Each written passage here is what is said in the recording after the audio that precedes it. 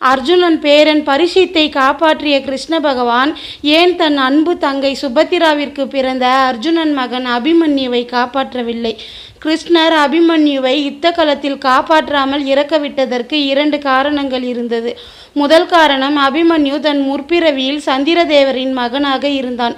கிருஷ்ணர் அவதாரத்தில் அவருக்கு உதவியாக இருக்க தேவர்கள் மனித பிறவி எடுக்க முடிவு செய்த போது சந்திரதேவர் குறிப்பிட்ட காலத்தோடு என் மகன் சாமா மீண்டும் என்னிடம் சந்திரலோகத்திற்கு வந்துவிட வேண்டும் என்று நிபந்தனை போட்டு சாமாவை அபிமன்யுவாக பிறக்க அனுமதித்ததால் சந்திரதேவர் கேட்டுக்கொண்டபடி அபிமன்யுவாக பிறந்திருந்த சாமாவை விரைவில் சந்திரலோகத்திற்கு அனுப்பி வைக்க வேண்டும் என்பது. இரண்டாவது காரணம் கல்யாவன்.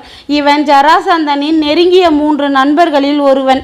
சேசிராயன் என்ற முனிவருக்கும் அப்சரா பெண் ரம்பாவிற்கும் மகனாக பிறந்தவன் கல்யாவன். சேசிராயன் முனிவர் சிவபெருமானுக்காக பல ஆராதனைகளை செய்து சிவபெருமானை நினைத்து கடுமையான தவம் இருந்தார்.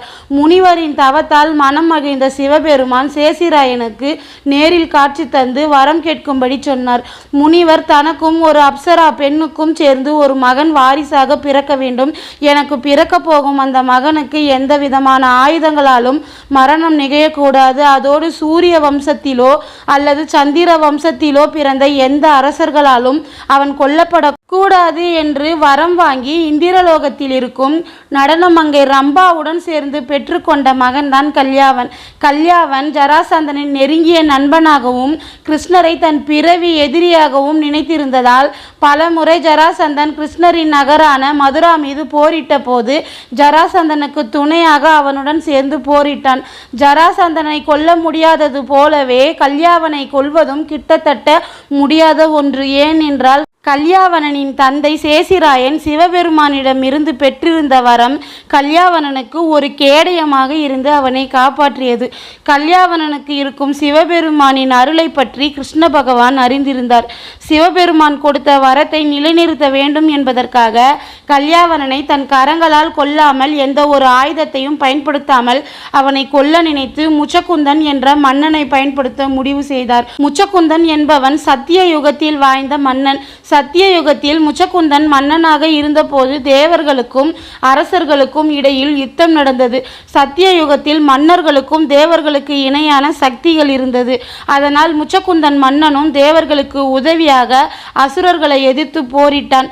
தேவர்கள் வெற்றி பெற்று யுத்தம் முடிந்த நேரம் முச்சுக்குந்தன் குடும்பத்தைச் சேர்ந்த அனைவரும் சில அசுரர்களால் கொல்லப்பட்டனர்.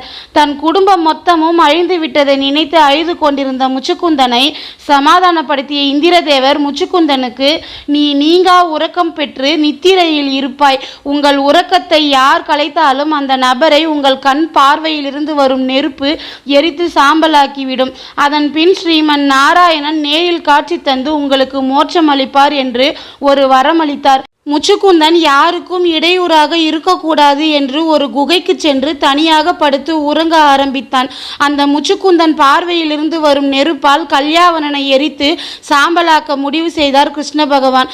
கல்யாவன் ஜராசந்தன் சார்பாக சிசுபாலனை சந்தித்து போருக்கு திட்டமிட சென்றபோது ஒரு கானக பகுதியில் அவன் சென்று கொண்டிருக்கும் போது கிருஷ்ணர் கானகத்திற்கு தனிமையில் வந்தது போலவும் அங்கே கல்யாவனனை கண்டு பயந்து ஓடுவது போலவும் தலை தெறிக்க ஓடினார். கிருஷ்ணர் தன்னை பார்த்து ஓடுவதை பார்த்ததும் தன்னை கண்டு பயந்து விட்டான். இப்பொழுதே அவனை தாக்கி கொன்று விடுவோம் என்று நினைத்து கிருஷ்ணரை பின்தொடர்ந்து கல்யாவனனும் ஓட ஆரம்பித்தான். வெகு நேரமாக நிற்காமல் ஓடிய கிருஷ்ணர் முச்சுக்குந்தன் உறங்கிக் கொண்டிருக்கும் குகைக்குள் சென்று ஒரு பெரிய கல்லின் பின் மறைந்து நின்று கொண்டார். கிருஷ்ணரை பின்தொடர்ந்து குகைக்குள் வந்த கல்யாவன் உறங்கிக் கொண்டிருக்கும் முச்சுக்குந்தனை கிருஷ்ணர் என்று நினைத்து, இங்கு வந்து உருவத்தை மாற்றிக்கொண்டு உறங்குவது போல் நடிக்கிறாயா என்று கத்தி முச்சுக்குந்தனை எழுப்பினான். எவ்வளவு கத்தியும் உறக்கம் கலையாததால் கல்யாவன் முச்சுக்குந்தனை காலால் எட்டி உதைத்து எழுப்பினான். உறக்கம் கலைந்து எழுந்த முச்சுக்குந்தன் பார்வையிலிருந்து நெருப்பு வந்து கல்யாவனனை கூட மிச்சம் விடாமல் எரித்து சாம்பலாக்கி விட்டது. தன்னால் ஒருவன் எலும்பு கூட மிச்சமில்லாமல் எரிந்து சாம்பலாகி விட்டானே என்று மனம் வருந்திய முச்சுக்குந்தன் முன் மறைந்திருந்த கிருஷ்ண பகவான் வந்து நிற்க, இந்திரன் கொடுத்த வரம் நினைவுக்கு வந்திருப்பது நாராயணன் என்று தெரிந்து கொண்டு அவர் காலில் விழுந்து வணங்கி தன் உயிரை விட்டு மோட்சம் அடைந்தார் முச்சுக்குந்தன். ஆனால் கல்யாவன் ஆத்மா முக்தி அடையாமல் அந்த குகையை விட்டு செல்லவில்லை. அதனால் கிருஷ்ணர் அங்கு இருந்த கல்யாவன் சாம்பலை எடுத்து தன் தோளில் போட்டிருந்த ஒரு துணியில் அந்த சாம்பலை முடிந்து கொண்டு தன் அரண்மனைக்கு சென்றார். அரண்மனைக்கு வந்ததும் கிருஷ்ணர் தன் ஆடையை மாற்றிக்கொண்டு அண்ணன் பலராமரை சந்தித்து நடந்ததை சொல்வதற்காக சென்று விட்டார். அந்த நேரத்தில் நிறைமாதமாக இருந்த சுபத்திரா தன் சின்ன அண்ணன் கிருஷ்ணரை சந்திக்க அவர் அறைக்கு வந்தவள் அங்கு கலைந்திருந்த கிருஷ்ணரின் ஆடைகளை எடுத்து வைக்க ஆரம்பித்தாள். அந்த துணியில் ஏதோ ஒரு முடிச்சு இருக்கவே அந்த முடிச்சை கழட்டி துணியை மடித்து வைத்தாள். சுபத்திரா முடிச்சை கழட்டியதும் அதில் சாம்பலாக இருந்த கல்யாவன் காற்றில் கலந்து சுபத்திரையின் சுவாசத்தில் நுழைந்து அவள் கர்ப்பத்தில் இருந்த குழந்தையின் ஆத்மாவுடன் கலந்து விட்டான். இது கிருஷ்ணருக்கும் தெரியும். அர்ஜுனன் சுபத்திராவிற்கு சக்கரவியூகம் பற்றி சொல்லிக் கொடுக்கும் போது கர்ப்பத்தில் இருந்த குழந்தை சக்கரவியூகத்தை உடைக்க கற்றுக்கொள்ள கூடாது என்பதற்காக குழந்தையின் உயிரில் கலந்திருந்த கல்யாவன் ஆத்மாதான் சுபத்திராவை உறங்க வைத்து விட்டது. அதன் காரணமாகத்தான் அபிமன்யு சக்கரவியூகத்தை உடைத்து உள்ளே செல்ல கற்றுக்கொண்டாலும் எப்படி உடைத்து கொண்டு வெளியே வர வேண்டும் என்று கற்றுக்கொள்ளவில்லை. பல வருடங்கள் கழித்து குருச்சேத்திர யுத்தம் நடந்த போது தான் கீதா உபதேசம் செய்தும் அர்ஜுனன் தன் உறவுகளை எதிர்த்து போரிட தயக்கம் காட்டியதால் கிருஷ்ணர் அர்ஜுனனை சிறப்பாக போரில் செயல்பட வைக்கவும் சந்திரதேவரின் வேண்டுகோளின்படி அவர் மகன் சாமாவை விரைவாக சந்திரலோகம் அனுப்பி வைக்கவும் அபிமன்யுவின் உடலில் கலந்திருக்கும் கல்யாவன் ஆத்மாவை அழிப்பதற்காகவும் அபிமன்யு சக்கரவியூகத்தில் கொல்லப்பட போகும் 13ஆம் நாள் யுத்தத்தின் போது கிருஷ்ணர் அர்ஜுனனை அபிமன்யுவிடம் இருந்து வெகு தொலைவிற்கு யுத்த களத்தின் தெற்கு திசையில் இருந்த திரிகதா படையுடன் சண்டையிட அழைத்துச் சென்று அபிமன்யு கொல்லப்படுவதற்கு வழி செய்து கொடுத்து சந்திரர் மகன் சாமாவையும் கல்யாவனின் ஆத்மாவையும் விடுதலை செய்து பூமியிலிருந்து வழி அனுப்பி வைத்தார்.